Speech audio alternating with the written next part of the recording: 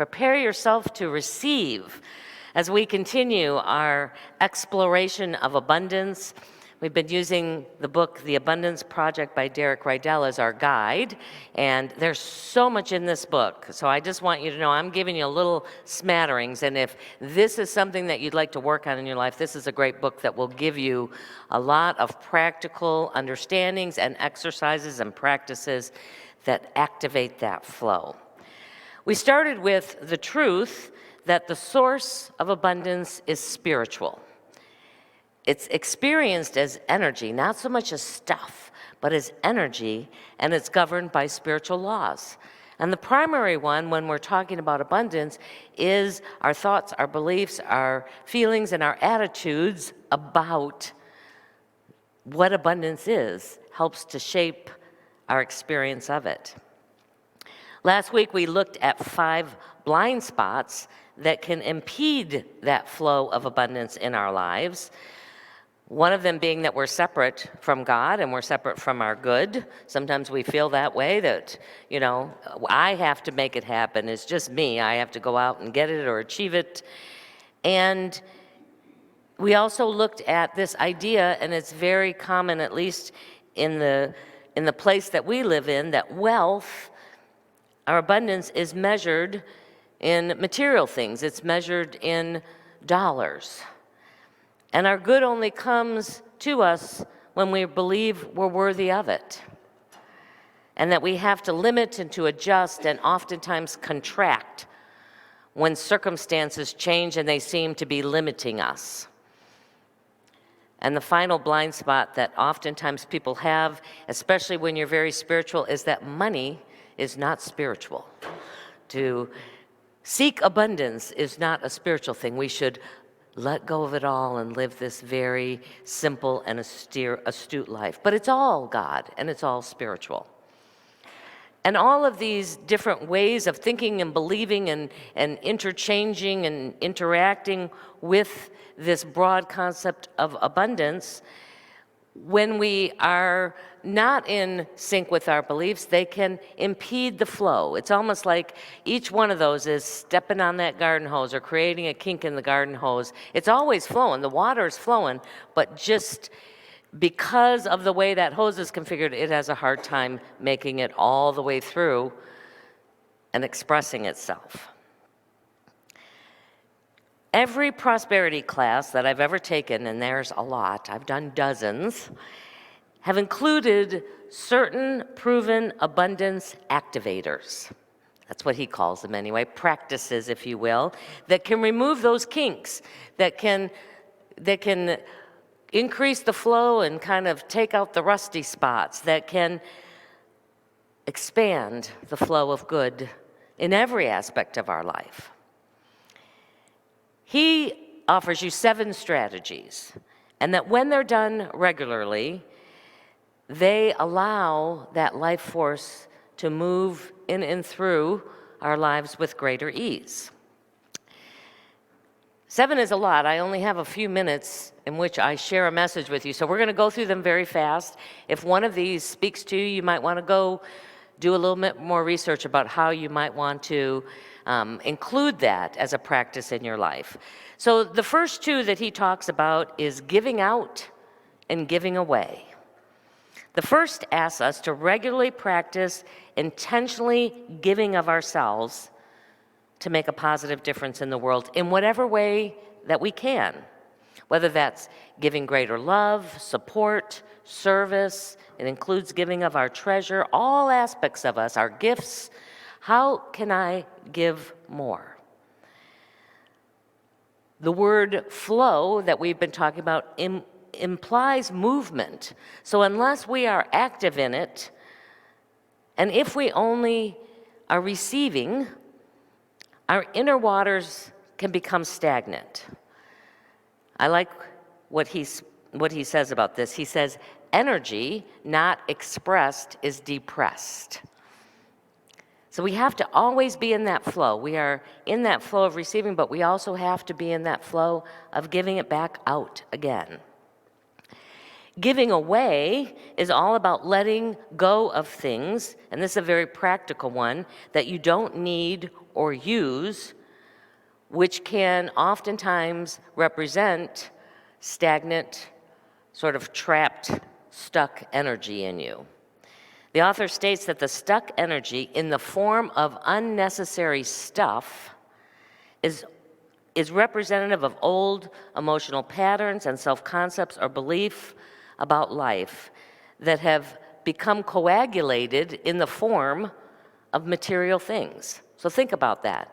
How much stuff do you have accumulated where you live, in your office, that you haven't looked at or touched or put into service in years? So this is the time where everybody kind of, all right, I got to go do my garage sale or, Goodwill and Salvation Army, get an abundance of stuff flowing out. So he talks about looking at that and then being in that practice, activating it by letting go and opening that space up for whatever is seeking to emerge. I will tell you, I looked one time and I counted them all up, and I've moved 27 times in my life. And the blessing of moving, and many of those have been cross-country moves, is you look at your stuff and you go, is that really worth moving a few thousand miles? So every couple of years, we clear everything out, and I get one bin. It's about this, for all of the memorabilia stuff that is important to me, that my husband and I each have one bin, and that's what we keep of stuff that is precious to our own memories. The rest gets released. The next two that he talks about are giving up and giving in. So giving up focuses on, I may have jumped ahead of myself. Yeah, so the giving away is letting go of that stuck energy within us. Giving up is focused on the clutter of our inner household, our old habits, those resentments, those criticisms, those judgments, those complaints that are all stuffed in our internal closets and drawers and attics. And as we release this inner clutter, we make space for that potential of our next becoming to emerge. All of these mental and emotional habits have formed as a kind of armor to protect us when we're out there in the world. And while it may feel safer, it blocks the flow of life from both getting in and being expressed out. So as you notice yourself, perhaps expressing resentment or criticisms or judgment, he suggests that we pause, we take a breath, and that we consciously let them go. Giving in is about surrendering to what is, and also, more importantly, to what's trying to emerge. The practice of surrender is not about giving in to the circumstances, it's not about giving our power away, but it's about letting go of whatever we're doing to ignore or to protect or to defend what's happening in our life, and to make welcome whatever the new change is coming, whatever this force is that's seeking to emerge through each of us. Another one quote that he says in here that I think is good to remember, he says, if you don't allow that giving in and letting go, it's like trying to change the world while you stay the same. We talk about wanting to make a positive difference, but if we aren't willing to do that in our own lives, it's very difficult to make that happen out in the outer world. The next two activators are giving thanks and giving to yourself. This gratitude that we often talk about and express is the foundation of abundance. I want you to hear that. Gratitude, in fact, Mary Mann Morrissey used to say that gratitude is the closest frequency to abundance. If we're seeking to welcome in more abundance, gratitude is where we can tune in that makes it the most welcome. It is what allows us to open ourselves to that flow of good. It makes also us a channel for it, because whatever flows in also, as we did in the first activator, has to flow out. And it's more than just being grateful for what we have. We start there, and there's a lot of things that we can be grateful for in our lives if we really start looking at it. My sister, who was here a couple weeks ago, and she's in the Upper Peninsula of Michigan, and it's already in the 30s there, and the heat went out when she got back. And it took about 5 days for them to get they had to replace a part. I said, boy, you're really grateful now. It's something that we take advantage of, or we just take for granted every day. But when it's gone, having heat in your house makes a huge difference. So it's about being grateful for the things that we already have, but it's also about practicing what is often called proactive gratitude, giving thanks in advance. It helps our belief system. If we're already giving thanks for it, then there's some part of us that believes it's coming. It is about being grateful in the face of challenge and scarcity. It's not easy. The author suggests that this practice looks like this as it moves through us, as we delve deeper into it, and as we activate it in our lives. Oftentimes we begin thinking that we have no reason to be grateful, and we have to find those small things. So we find something to be grateful for, and then the more we practice that, we begin to grow grateful for everything, and then we finally go back to being grateful for no reason again. It's an interesting circular sort of experience.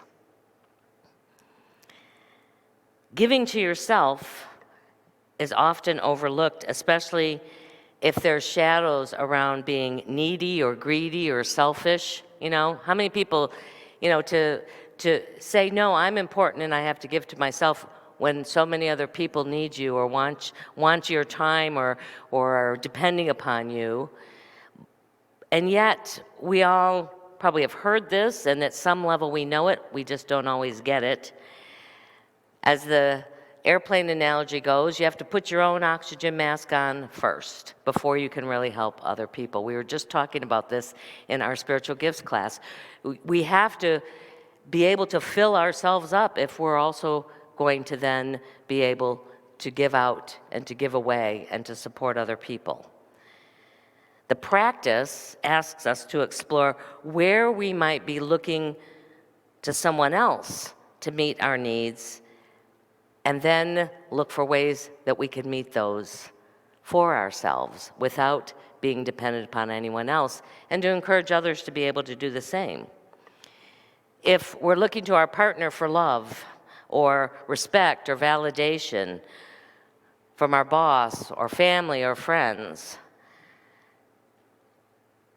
when we realize that that's a need that we have, part of our work is to see, how can I give that to myself? How can I fill that need? The rest becomes a bonus then. The rest just becomes increased flow in our lives. One of the questions you could ask yourself is, if I loved myself completely, how would I treat myself today? Whether it's on the job or in my relationships or in meeting whatever the challenges that are showing up. And it doesn't mean that we can't ask others for what we need. We can. But we also have to understand that at best, they're a channel. They're not our source for that. And we have the ability to be able to source it for ourselves. So we're going to take a few moments and we're going to move into a time of just inner questioning and reflection about these different activators. And then once we're done seeing what Spirit has to say to us, we're going to give you an opportunity to share at your table one activator that's showing up for you that you are willing to commit to practicing. One thing that you can do right now, whether it's giving up, giving in, giving to yourself, practicing gratitude. I'll remind you of them again as we come back. But just whatever you've heard today, as we move into this time of just inner listening, see what's rising up that can help you activate a greater flow of abundance in your life right now. So just right where you are, if you just take a moment and just bring your attention inward, noticing your body, noticing the breath as it comes in and out of your body. You might even want to close your eyes if that's comfortable so that you can really be present with who you are, with how you feel, with the space around you. From an awareness that's beyond the five senses. And as you continue just to let that breath flow naturally, imagine that that thinking part of you in your head is slowly sinking down until it comes to rest gently in your heart space. And imagine that intuitive brain, the gut brain as some call it, the spiritual womb that's located in the lower part of your body being drawn up into the heart space. So that mind and heart and spirit are all connected. That they're all interacting with each other in this moment.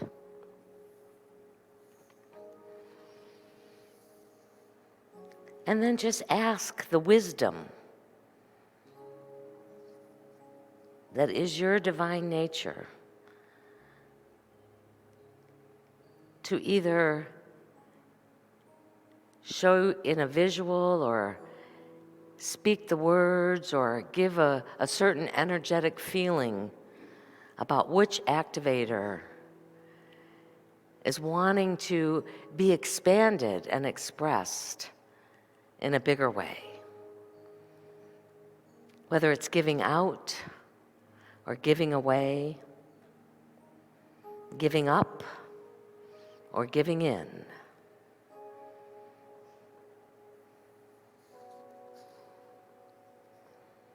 Giving thanks or giving to yourself. Just take a moment and allow it to emerge from the highest wisdom of who you are as a spiritual being.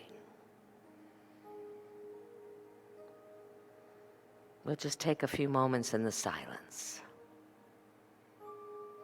to see what spirit is guiding us as our next step.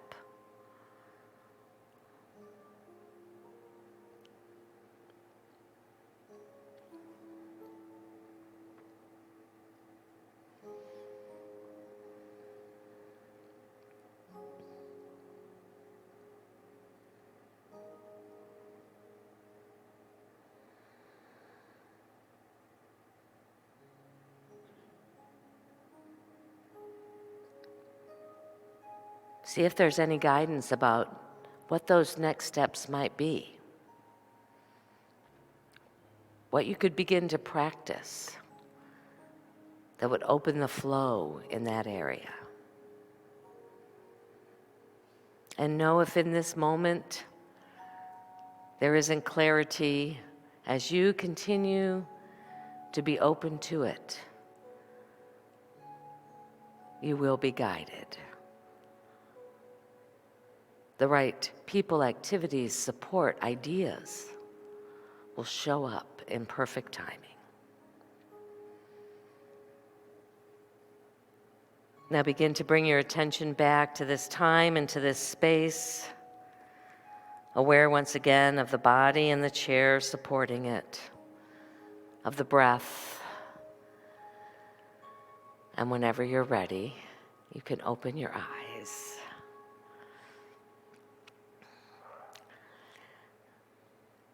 So now it's your turn. And you guys in the back there, if you want to join another table, I think we've got enough. We want at least a few at each table. And I'm just going to invite you to share with each other.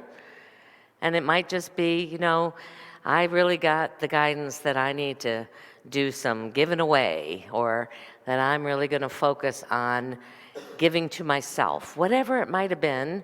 We're not going to do a recap, but I just want you to share with each other. And if you don't know each other, please just share your name with the other people too. It's a good chance to get to know each other.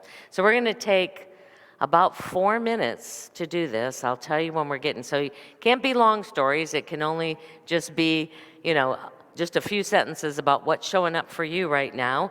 And those of you who are watching at home, be thinking about that and perhaps jotting down. Unfortunately, my app is not working where I can connect with you right now, but just see what's showing up for you and maybe write a few notes down about how you're going to get started on that.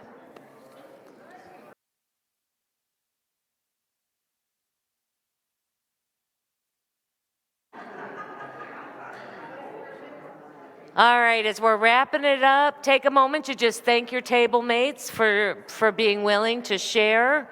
And hopefully, as you shared, it opened up and perhaps motivated you to even look at some other different parts of activating your abundance. We got one final abundance activator left, at least the way he presents it in the book. And that one is forgiveness. I know you thought we were going to get by without that one.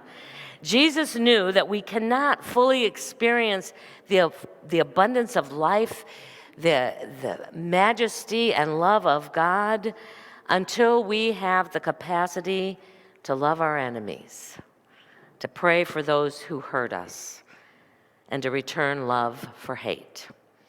That's the hard gospel, as Richard Rohr calls it. We explored that a few times. That's the one that a lot of Christians go, yeah, I know Jesus said that, but, that was Jesus. That wasn't me.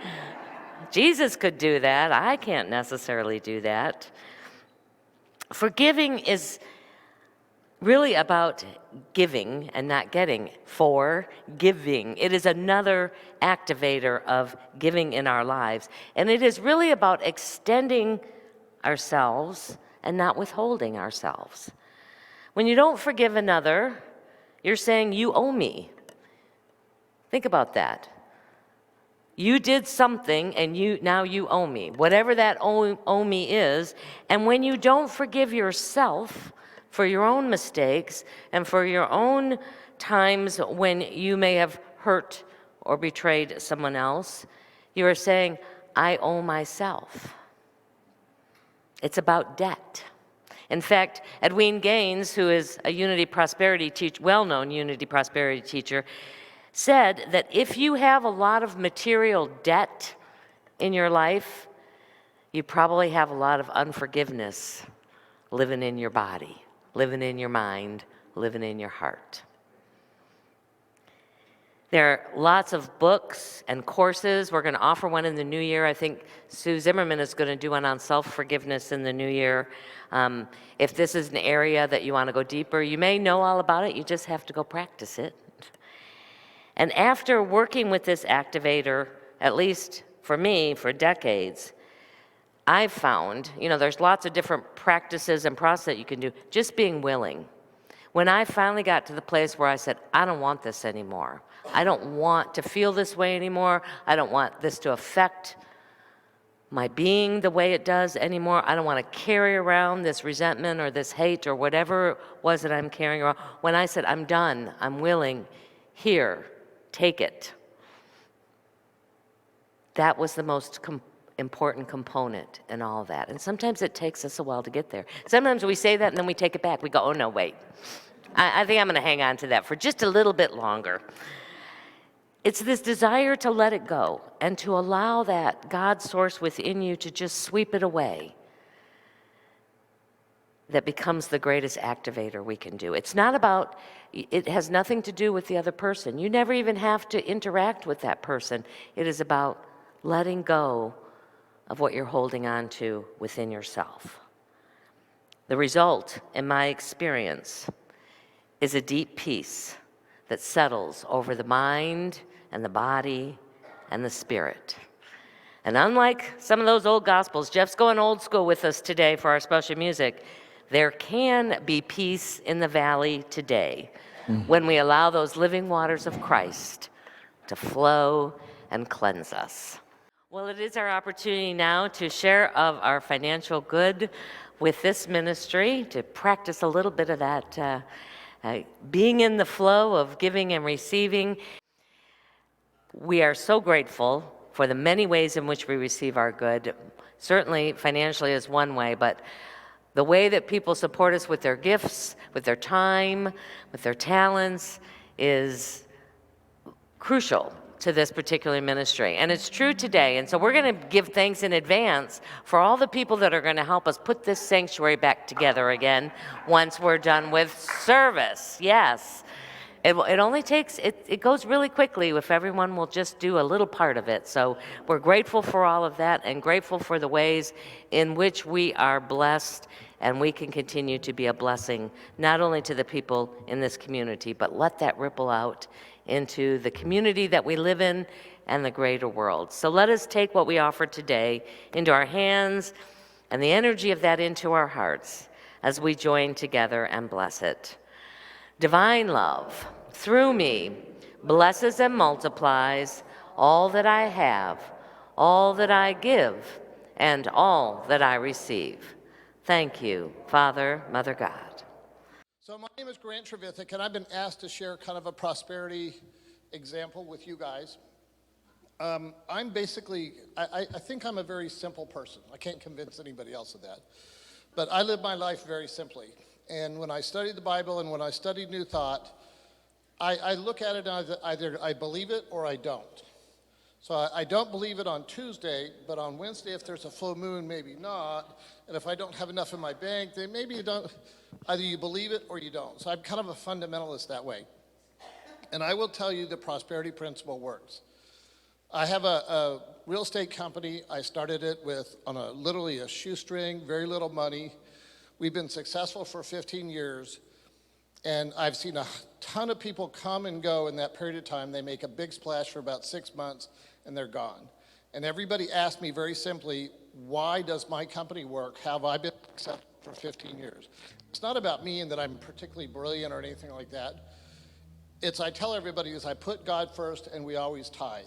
We give the first 10% of all of our profits to where we receive our spiritual food, and our life is filled with abundance. A particular example, which did not happen to me, but I experienced it. I was doing a prosperity workshop on Long Island, probably about 25 years ago.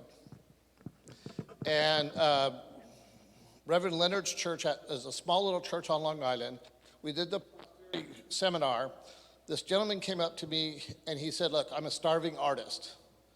But what I want to do is I want to really hone my art, and I want to be somebody that makes a difference in the art world. And I said, great. He goes, how can I do that? And I said, well, tithe your time, your talent, and your treasures. And so we had a huge wall on the side of the church, and I would like to paint a mural for the congregation.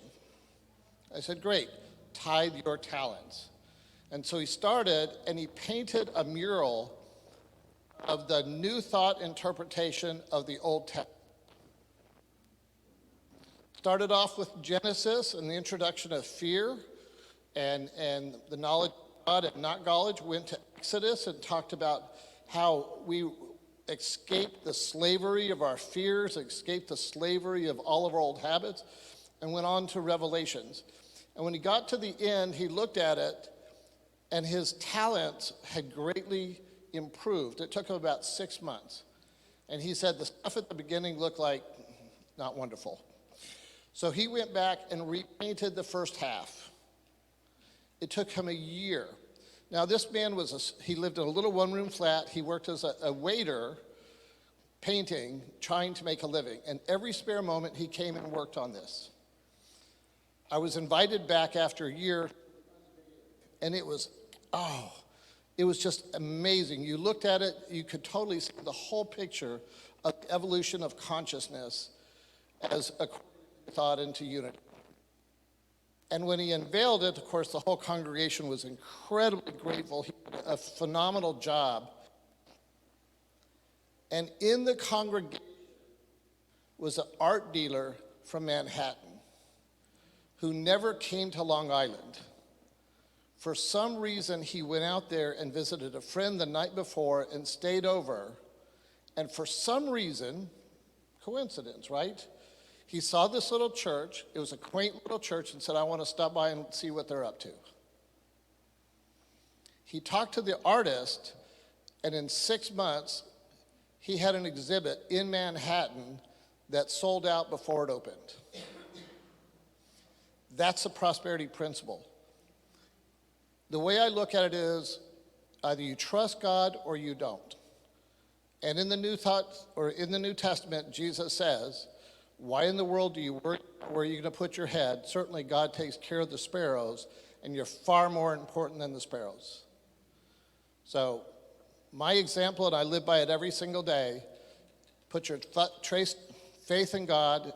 Where that prosperity comes from is none of your business, but it has never failed me in 64 years. So Reverend Linda is absolutely right. Follow the teachings. They're absolutely amazing, and they can turn your life around. So you all have a blessed day.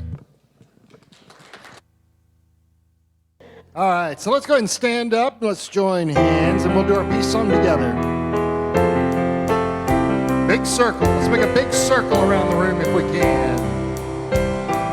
Let there be peace on earth, and let it begin with me. Let there be peace on earth, the peace that was meant to be.